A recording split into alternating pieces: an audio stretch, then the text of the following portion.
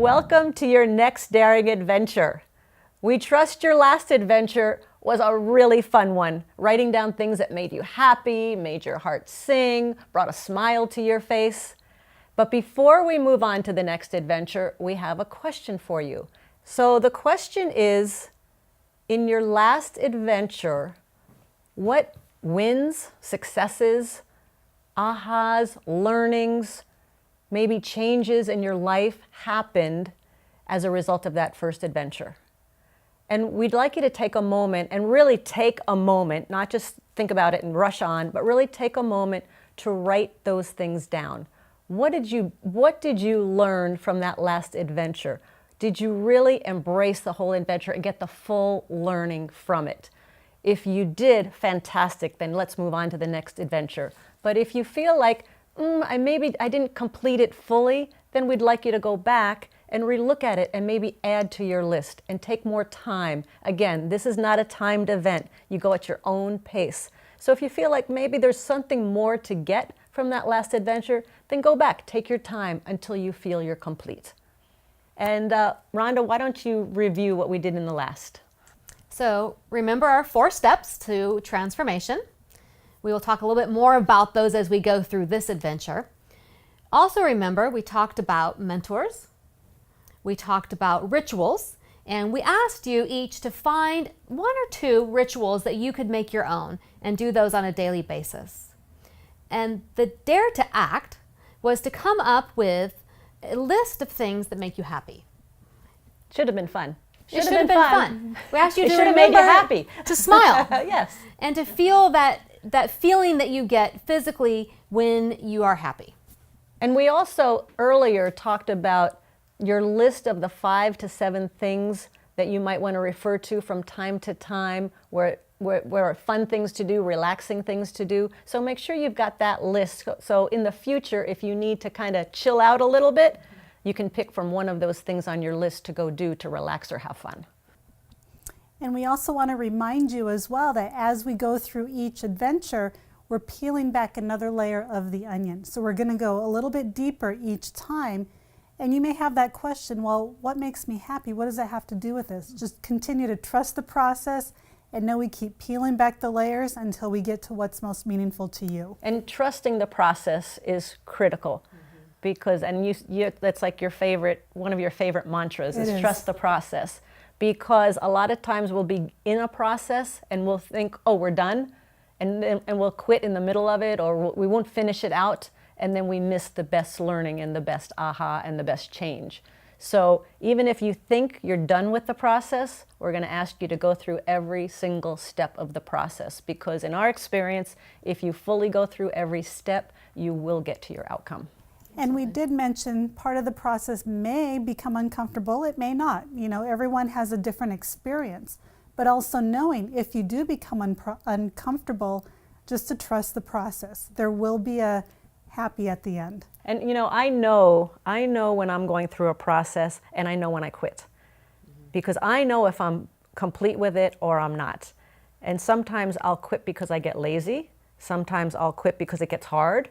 Or sometimes I'll quit because I don't want to look that deep, but I know inside. So if you can almost feel it physically. Yes, you can. You can. So you'll know if you've completed every daring adventure or not.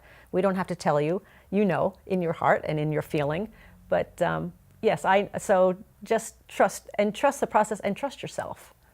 We also talked about that there's no timeline. No. So if it takes you a long time to go through each step, it's okay. Yeah. That is part of the process, and that is how it was designed, is to each person individually take the time that they need to think it through. Yeah, especially if you're competitive. Right. It's not a race. What do you mean you're ahead of me? What do you mean you're ahead of me? No, I got to catch up.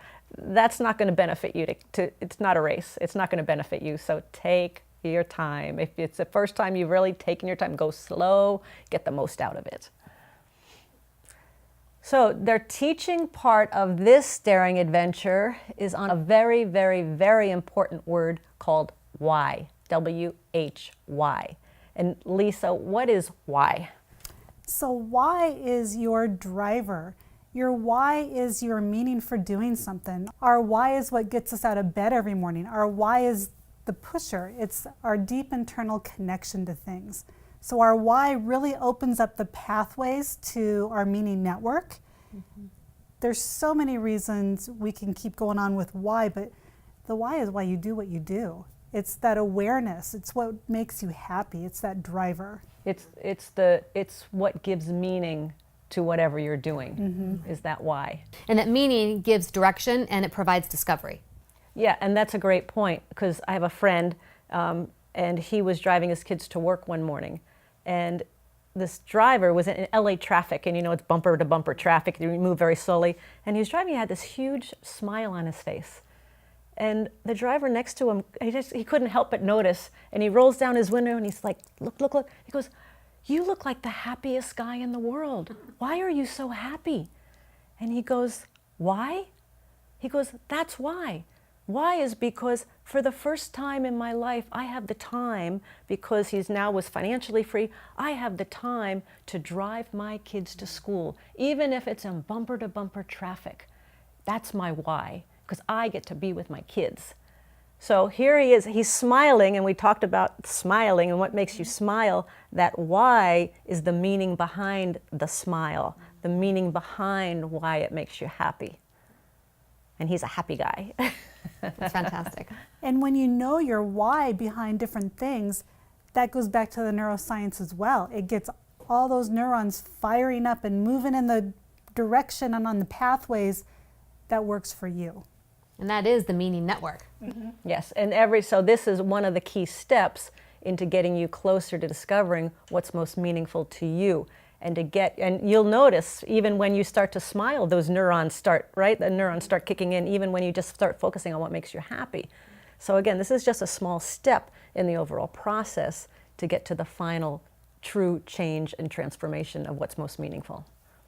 So when we're talking about the neurons in our brain, everyone has neurotransmitters, like dopamine and epinephrine and norepinephrine. There's a whole science and a whole bunch of them behind there. But just a quick thing about it. So when we're smiling and we're happy, we're releasing those good chemicals in the neurotransmitters that make us feel good, that keep us moving forward. So that's the reason behind the science of it. So the purpose of what we're going to do is to dig a little deeper. We're going to keep peeling that onion back, and we're going to start to add meaning to our list of what makes us happy. Yes.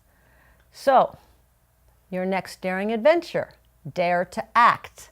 We're going to have you take your list of things that make you happy, and you're going to put the why to every item on your list. So the question may be, why does such and such make me happy? Or what about such and such makes me happy? And just keep looking at it. Sometimes it might be something very simple, and sometimes it might be something a little deeper. For example, Seal asked me the other day, she said, "What about being in nature makes you happy? Why does it make you happy?" And I really had to think about it a little bit and go back and forth and go, what is it about nature that I love being in nature, I love seeing animals, I love being around trees, around water. And I realized that the why behind it is that I feel like we're all connected, that all of life is connected. So when I get out in nature, I feel a connection to something bigger than me. So that's why being in nature makes me happy. And when you asked me that question, I never had thought about it that way. But it really put so much more meaning around why I love to be in nature. That's great. So sometimes an item might seem like it's simple or it's frivolous, and then when you start asking yourself, what about that makes me happier, you find it actually goes deeper. Well, you had something like that. I did. So I had put on my list that mint chip ice cream made me happy. And I kind of laughed at it, but then when I think Lisa asked me, like, why does that make you happy? And when I started to reflect on that, the connection for mint chip ice cream for me was every Sunday afternoon, I went to my grandfather's house and we sat down together and had a bowl of mint chip ice cream. So when I was having that bowl of mint chip ice cream, it was really that connection with my grandfather who was very special to me. So something that starts out that maybe you seem, a little silly, or it's just something small, really asking yourself those questions, you end up going quite a bit deeper. And you can ask yourself a few times about it, like, mint chip ice cream makes me happy. Well, what about mint chip ice cream makes you happy? And I think we asked you 3-4 times until you got down to... Right, because I like the flavor, right? I like chocolate chips. It's good with milk. You kind of go through these, it's good on a hot day. But we want you to be aware not everything's going to go that deep. So it's okay, but make sure you ask yourself several times, what about this, or why does it make me happy? Yeah, because sometimes I've asked people, oh, why does that hot cup of tea make you smile so much? Oh, I just like it. And maybe that's the answer, but there might be a little bit more to it, like the mint chip ice cream. Yeah, so why do you like it? Yeah. So keep asking yourself that question. Why does it make me happy? What about this makes me happy? And keep digging and make sure that you give it the full honor it deserves. So that's your next daring adventure. And before we end, we want to, of course, remind you about the 4 steps of transformation and how you can incorporate those into this daring adventure, because it's information, of which we gave you about the why. It's action, which is you figuring out the why, the meaning behind the items that make you happy. Then there's feedback, and how might feedback play out in something like this? Well, when you're going through and you're asking yourself, why does that make me happy? When you get to it, it's like, okay, how do I feel about that? Just sit there for a minute. How does that make me feel? What emotions come up? Are they happy emotions? Are they sad emotions? Because mint chip ice cream might make you happy, but it might have started off, maybe a sad story about your grandpa. So being with that feeling so you can process it and let it go, because it still makes you happy. And then remember that incubation piece, that you are meditating, that you're allowing yourself space. Yes, and this is a great one to process, because this is we're asking you to go a little deeper. So that walk in the woods, that walk on the beach, wherever you are. And then coming back to it again. You might do this several times and let it incubate. And then, like Lisa said before, of asking yourself those questions before you go to bed. So while you're sleeping, yes, your brain has time to really process the information. Yes. And sometimes right before you go to bed, it's good to ask yourself a question about this process. So it might be, gee, I was struggling with the why of this item. Why does that make me happy? And kind of put that in your mind right before you go to bed. You might be surprised when you wake up, you may have an answer. Yeah. Yeah. Okay, and then the last piece is finding your own rituals, the rituals that are most meaningful to you. And I think I used the example earlier that one of the rituals that I use is the gratitude process. And the reason why I love the gratitude process is because it really puts me in a positive mindset. And I do it first thing in the morning. If I get into a negative space during the day, I can pull out one question, ask that question, and puts me back into a positive mindset. So rituals really, another thing on rituals, as Lisa said, really keeps you focused. And yeah. So that's the adventure, is to find more meaning to the items on your list. And this will start the process. You've started the process long before. You started this process when you signed up for this program. Really, it actually starts in your mind ahead of time. But this will really start the digging a little bit deeper, giving more meaning to things in your life, and take you down that road of discovering what's most meaningful to you in your life. So this is an important step in the process. Take your time with it. Reflect on it. Make sure that you get the most out of it, because as we peel back the layers of the onion, this is going to get you one step closer to that wonderful transformation called finding out what's most meaningful to you. So enjoy.